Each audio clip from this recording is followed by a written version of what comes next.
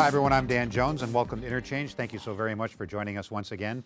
How about the dean of Wisconsin politics getting back into the game? We, of course, will talk about Tommy Thompson. You're going to start hearing a lot about this giant open pit mine they want to dig in northern Wisconsin. We'll talk about the pros and the cons. And we'll talk about the possibility of the Wisconsin Badgers getting another Rose Bowl trophy. All right, let me introduce everyone. We have newspaper columnist Joel McNally, Gerard Randall, education consultant and local job creation expert, and Denise Callaway, the coordinator of business and community partnerships for the Milwaukee public school system. Rick Horowitz is going to be along with commentary at the end of the show. All right, let's talk about Tommy Thompson first. He just turned 70 years old. He hasn't been on a ballot in over a dozen years, but he's made it official that he's going to run for the U.S. Senate seat that Herb Kohl is retiring from. You have to think that your friend is automatically the front runner. He starts out as the front runner. I think that in the Republican primary, he has to be pretty concerned about two things. The conservative candidates that are further to the right than he is are being bankrolled by some groups that Thompson has not yet made inroads into, and that's the one group where Senator DeMint out of South Carolina has given his blessing to Mark Newman. And then, of course, we still don't know where Mr. Fitzgerald is going to get his funding from. He's already laughed that he's the poorest candidate among the three and that the other two can bankroll their own campaigns if they choose to do so. But I still believe that there will be substantial funding that he will be able to muster in order to mount a significant campaign. The more the merrier in the race, though. If they split votes, that certainly gives Thompson an opportunity to get a plurality. I think that he'll come out of the race with about 45% of the Republican vote and then go on into the general election with an edge, both in popularity and name recognition. You know, I'm a firm believer, Denise, that the number one reason people vote for anybody is name recognition. And he certainly has that. But what about the criticism that some people say, hey, his time has come and gone? Well, he does have the name recognition, and that is a huge plus for him. I don't know that it's so much that his time has come and gone, or that, oddly enough, Tommy Thompson, who was the darling of the conservatives not that many years ago, is now being seen as not being conservative enough. I think that's his biggest challenge. As Gerard mentioned, his opponents are well-heeled. It's, I think, going to be a difficult race for him. And I just think it's hard for some people to imagine, as we've seen some of the internet ads that are already out, attacking Tommy Thompson as not being conservative enough. But here's where I think he has the advantage. He certainly does have that clear name recognition. And the other thing is, people like him. People like Tommy Thompson. They see him as a good old boy from Elroy, who people have good memories of in terms of what is perceived as what he did for Wisconsin when he was governor. And he has always been able to pull independent votes and pull some Democrats. I think his toughest challenge is going to be making it through the primary. Mm-hmm. I think it's going to be a nasty, hard-fought political battle. And I think that's one thing that has changed since the last time Governor Thompson ran. These races are so negative and so nasty that it can be a shock to one's system. So I think if his main challenge is going to be getting out of the primary, and he's helped if independents decide to vote in the Republican primary. You know, I think it's a natural question to say, well, why does he want this now? Does he have this, you know, he's 70 years old, why doesn't he retire and relax? And he's made a lot of money on speaking engagements and everything. But I've heard him repeatedly say the last couple of days, and he comes across very sincere. He says, you know, I think this country's going to hell in a handbasket, and I think I'm the person that can help straighten things out. Why should you be surprised? Every time there's election, Tommy Thompson manages to, at one time or another, focus attention on him and whether he's going to be a candidate. And all the elections since he was in the Bush administration, You know, he's managed to get people talking about whether he would be the candidate in that race, the last Senate race, and the governor's races, and whatever. You know, he loves the attention, and he basks in the attention. My job, obviously, always on this panel is to say something Okay, go ahead, rip 'em. opposite of it. No, as a matter of fact, you might be surprised. But two things I want to say. One, he will not be the candidate. He will not be nominated by the Republican Party, and here's why. And this is where I get to compliment him, actually, because the truth of the matter is, and Denise alluded to it a little bit, the Republican Party these days is extreme right-wing. It is extremely nasty and ugly. You've got candidates like Tommy Thompson who are actually apologizing now for some decent things they did in the past. Tommy Thompson, who supported health care reform, now is trying to pretend like he didn't support health care reform because Republicans don't like to nominate anyone who supports health care reform, anyone who wants to improve health care for people in this country, because it's become that ugly a party. Tommy Thompson was one of the biggest supporters of stem cell research at the University of Wisconsin. He managed to get George Bush, when he was in the Bush administration, to have almost a special exemption for the stem cell research at the University of Wisconsin. And now he's trying to pretend like he doesn't support stem cell research because the Republican Party, as ugly and right-wing as it has become, does not want to nominate someone who supported stem cell research, you know, that would save millions of lives. That is what has happened to the Republican Party. And Gerard, I know you're a personal friend of Tommy Thompson's, and you're also a personal friend of mine, and I keep waiting for you and other decent Republicans to stand up and say, this ugly thing that's happening to the Republican Party, it's got to stop. This is not the wave of the future. Romney, whose health care reform in Massachusetts was the basis of the healthcare reform passed nationally, now has to pretend like he doesn't support healthcare reform. I heard Tommy on the radio this morning, and he said he's not going to get ugly. He's not. He knows campaigns are ugly now. He's not going to get that way, and he's not going to attack the other candidates. Is he going to have to? No, because I think that will be an erosion of whatever base of voters he has that has the expectation that he will take the high road. There are still substantial numbers of Republicans that are more focused on what the real issues in the campaign are going to be. I think Thompson is one of them. I think he's got a solid record of accomplishment to stand on. And if he's going to talk about that record, he can't go out and bash his opponents because his record is strong enough to catapult him into victory.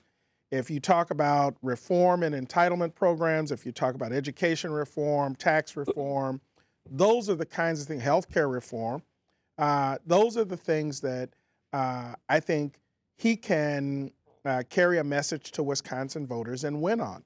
If he goes negative in the same manner in which the other candidates or whomever their minions are, if he goes negative, he's going to lose an awful lot of that support that stands ready right now to listen to his message. You know, while we say there's all this support for Tommy Thompson in Wisconsin, I don't think the electorate that's going to be voting next year, because of the recalls and all the energized voters that want progressive change in this state, to them, Tommy Thompson is old news. And I think for them, in the final election, if he were to make it through the primary, which I don't think he will, in the final election, Tammy Baldwin is the future and Tommy Thompson is the past. Although I saw an awful lot of young people, I mean a lot of young people that were at the announcement yesterday. I'd say a third of that crowd were people under the age of 35, and that was heartwarming to see.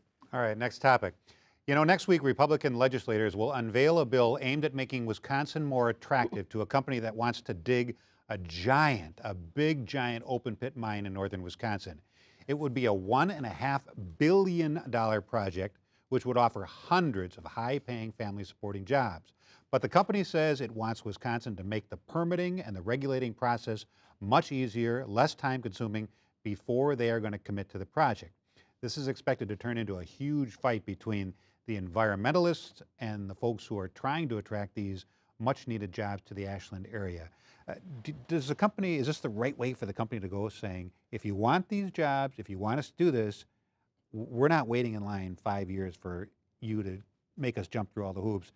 Do it now. And the Republicans are saying, okay, we will do it now. Well, of course they are. And they have to do it now quick before these recalls take effect, and the Republicans can't grease the skids for the whole thing. If I'm not going to argue the quality of the project. I think that should be argued. But the question is, if somebody wants to dig a massive mine that would haul away, you know, a couple of counties in northern Wisconsin, that's not the time to start, you know, cutting back on regulation and oversight. That's exactly the time when you want to make sure, if this is going to be done, if you're going to dig miles and miles of open pit mine in northern Wisconsin. Northern Wisconsin is what attracts tourists to the state of Wisconsin. It's not, you know, come to the city of Milwaukee and bet at Potawatomi and bingo. It is go up north to the beauty and the natural beauty and the fishing and the hunting and things that I don't participate in all of myself, but that's the attraction, is the pristine northern Wisconsin. And we're talking about 2 northern Wisconsin counties, one of which happens to be right next to an Indian reservation that would be downstream from this thing, that is fighting it like crazy because of the environmental damage they fear. But at the least, you want strong regulation. You don't want to say, well, yeah, bring your shovels in and we're going to, you know, get rid of all these regulations. You need strong oversight, and they ought to be fought. I can't imagine this passing, given the recalls coming and the fact that you know, not much is going to be going on in the legislature while these people are trying to save their jobs and the jobs of the governor. Denise, many of us have never seen one of these big mines. I mean, they are giant. They are huge. And they are ugly, and they are there for years and years and years. Is this sort of like the cell phone tower thing where, okay, we need iron, we need the metals, we just, I don't want this in Milwaukee, but as long as it's up there, we won't think about it? Well, even though it's up there, I think it impacts our state. It impacts our environment. And I think that what we have to take a look at is that what this mine would do to the environment is something that goes beyond even a few years or a few decades. I mean, it changes and alters the environment forever. So with a mining process in a plan that's this large, I think you do have to take a look at make sure that every T is crossed, every I is dotted, and that rules and regulations are followed. I don't think it's a time to say, well, let's see how we can scale back to get something done in a hurry. You know, there is a reason that there's that old saying that haste makes waste. There are things there are mistakes that will be made. The environment and eventually all of us will pay the price for this.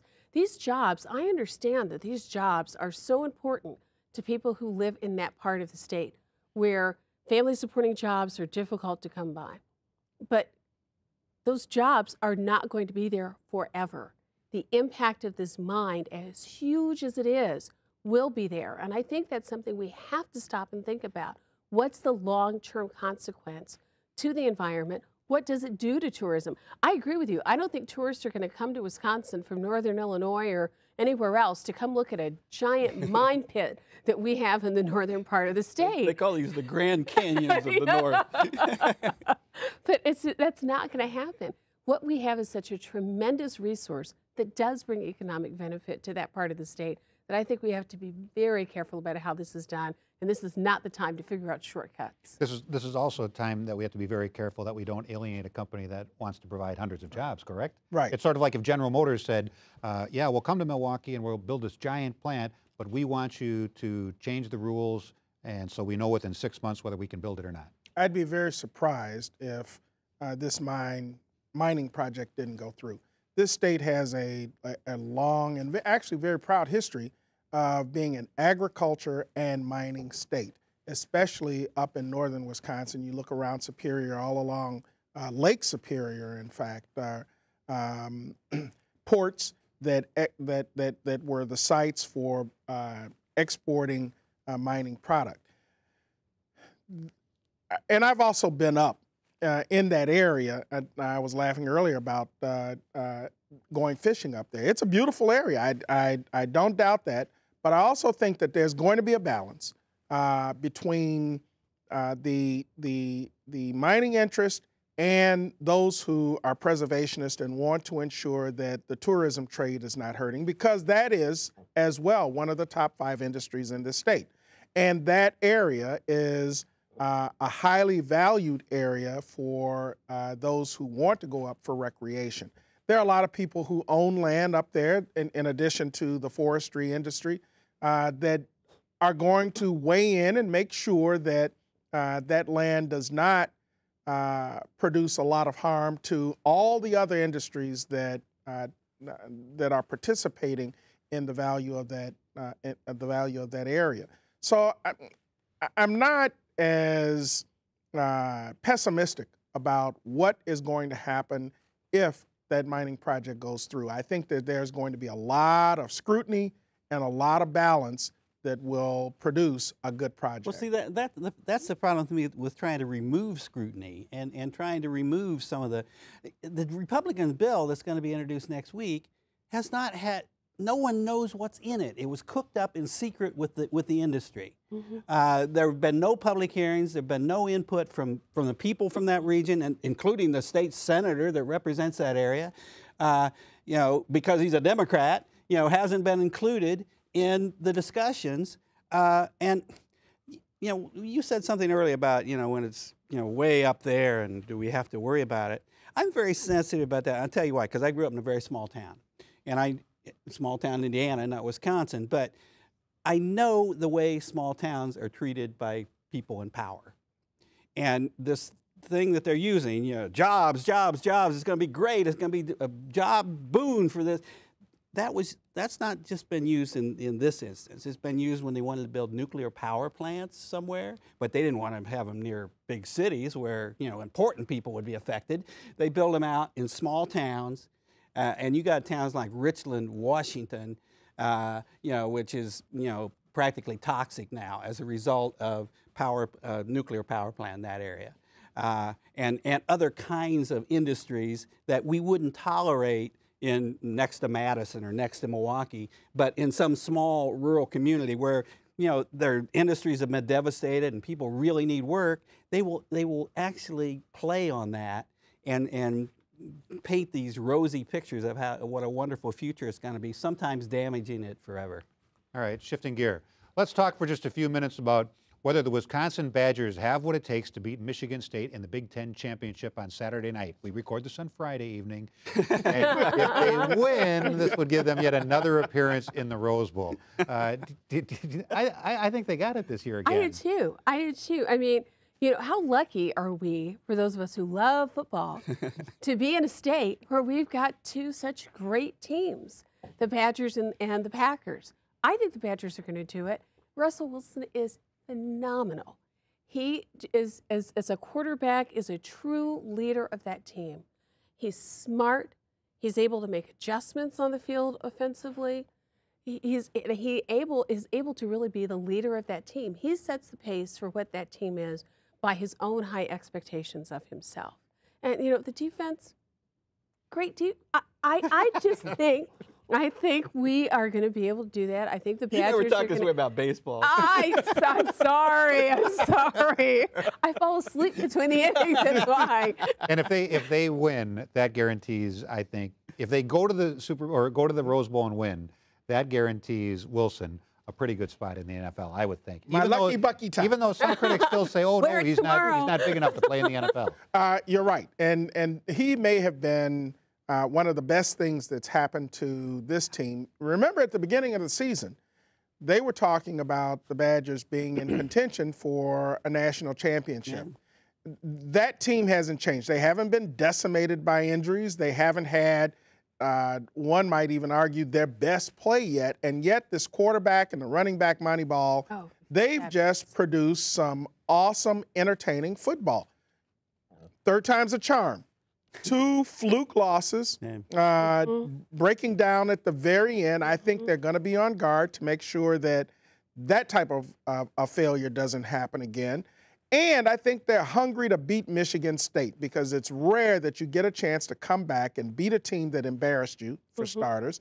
And even in that first game, that first matchup, they came back from being significantly behind to being in a position where they had the game won, except for that last play. So most of the pundits are picking them to be in the Rose Bowl. I think they're going to be there. Everybody says Mike McCarthy is a great, great coach. Is Bielema a great, great coach? I don't know. but I think it's a great, great team. There you go. I agree with everything pretty much that's been said so far. And in fact, it drove me crazy that because of 2 fluke plays, everyone is talking like this team really fell down or something, which it didn't. I mean, there was no defending against Hail Mary plays at the end of a game that, hardly ever worked, but 2 weeks in a row they did. And to me, it's just as good a team if it had gone undefeated and could have been ranked up there in the towards the top. It's still ranked up there because of Wilson and because of what they put together. I think it was just a pleasure to have him there this year for a year. People call him a rent-a-quarterback or something like that, but it was like of all the advantages we've had in sports in this state, the most valuable player in National League and possibly the NFL? Most probably the NFL, and maybe back-to-back Super Bowl victories, and this great Wisconsin team. I mean, it's been a pleasure. I should know the answer to this, but when did they change the rules where if you win the Big Ten, you're automatically in the Rose Bowl? The rule has not changed in the sense that if you win the Big Ten, you're still in it, except if you're in another BCS bowl game, the championship game, and that's the case with Stanford, that Stanford, having been ranked number 4 in the BCS, has the opportunity to play in another BCS game, possibly the championship game, and thus they would then create that opening for the Big Ten or the Pac-10 to have another entry. Keep in mind that that's when we played last year, when the Badgers played in the Rose Bowl last year, the Pac-10 entry was in the championship game. Yeah, I cut you off? No, I just feel like I have to say something about Bielema because, I mean, he's not a Mike McCarthy-style coach, but he has a great ability to recognize talent and help kids develop it to their fullest potential. So, he's not a Mike McCarthy-style coach. He's not. But he has that ability to help kids reach their fullest potential, recognize that ability, and help them reach it, and I think that's important. All right, we move on. Just about a month now until the first votes are cast in Iowa and New Hampshire, and the presidential contenders are really stepping up their rhetoric. Rick Horowitz has been absorbing all those muscular campaign messages, and he thinks maybe he should give it a try himself. Rick. Let me be clear. I will never apologize for America. I will never travel around the world apologizing for America, and I won't stay home apologizing for America either. I will never bow before foreign leaders. Unlike some people, I'm proud to stand tall as an American. I will always get what it means to be an American, with American values. There are some people who only pretend to get what it means to be an American, but I can see right through them, and the real American people can see right through them too. I will always make sure that America's military might is second to none, unlike certain people who want America's military might to be second to some, or even third. I will always stand up against people and institutions whose values differ from ours, people like Fannie Mae and Freddie Mac and Barney Frank. I will always fight to defend the sanctity of marriage. If that fight requires me to marry several different people in rapid succession, I will be willing to do that, whatever it takes. I will never exclude patriotic Americans from being full participants in our political process, no matter how many billions of dollars they may have earned or inherited. And I will never exclude Almighty God from participating in our life as a great nation. Just because God is all-powerful, that doesn't give the EPA permission to mess around with him. I will never pretend that I am better than the average American. If I happen to be better educated or better informed than the average person, or better able to deal with complicated problems and complex subjects, I will do everything I can not to show it. I will never forget that there's a big difference between a leader and an eliter. And one more thing, unlike some people, I will always believe in the greatness of America, and I will never forget that our future is still ahead of us. Thank you very much. Thank you very much. Well, thanks, Rick, and thank you so very much for watching. Stay warm. Enjoy the rest of your weekend. So, do you all think King